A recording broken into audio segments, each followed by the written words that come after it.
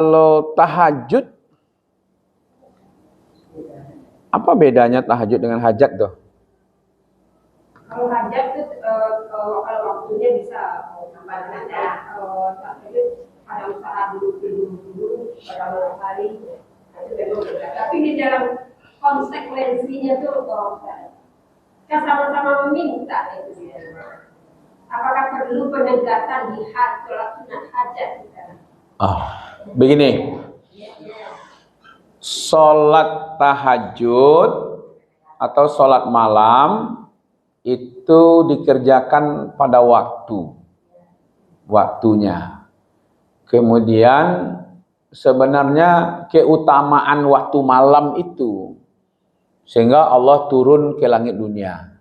Nah, siapa yang punya keinginan minta itu tadi kan, maka Allah akan kabulkan. Siapa yang punya hajat tadi itu, siapa yang punya dosa minta ampunlah, Allah akan ampuni.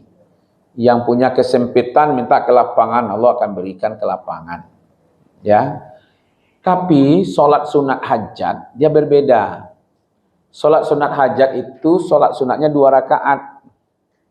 Sholat 2 rakaat yang dilakukan karena dia punya harapan, punya keinginan sesuatu. Punya keinginan, harapan sesuatu. Kini ibu inginnya apa? Pamonyo anak sekarang sedang melakukan perjalanan jauh. Apa dari Jepang menuju ke Jakarta. Awak ingin anakku selamat. Di base sholat. Waktu itu jantung gula malam.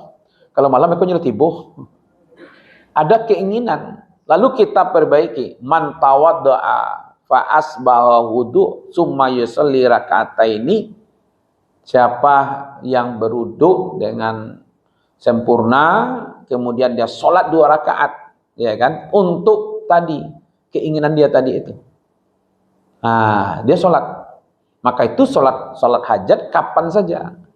Bisa pagi, bisa saja nanti duha itu kita waktu duha itu di samping sholat duha kita berniat 2 rakaat untuk sholat hajat. Gitu. Nah di waktu duha itu kita kerjakan. Kalau seandainya nanti kita inginnya malam tahajud iya juga, lalu sholat hajat mau juga, karena ada kebutuhan khusus tadi. Nah khusus yang niat itu 2 rakaat sholat itu kita niatkan itu sholatnya sholat hajat karena kita butuhnya ini. Kapan saja? Iya kita inginkan, ya kan? Iya betul. Jadi kalau kita lihat, ya kan? Karena hadis ini sebenarnya ya, walaupun berbeda pendapat ulama tentang kualitas hadis ya, hadis sholat sunat hajat itu, tapi kalau kita mau ngambil, sebagian mengatakan hadisnya lemah, tapi sebagian mengatakan hadisnya hasan. Ya oke lah, kalau kita ngambil yang kuat hadisnya, berarti kita laksanakan berwudu, baguskan wuduknya, lalu sholat sesuai dengan keinginan kita. Ya. Tapi begini, saya memang sedikit agak hati-hati. Orang makan lebih utama daripada orang sholat sunat.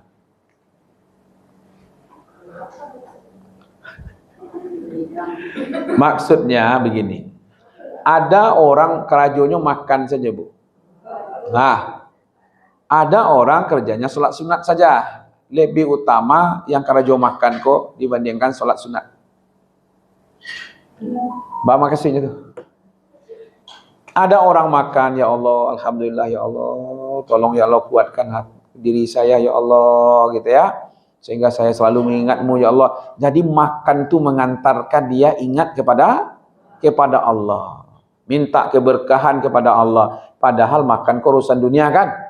Urusan dunia dia gunakan untuk mengingat Allah dan dekat dengan Allah, untuk bersyukur kepada Allah.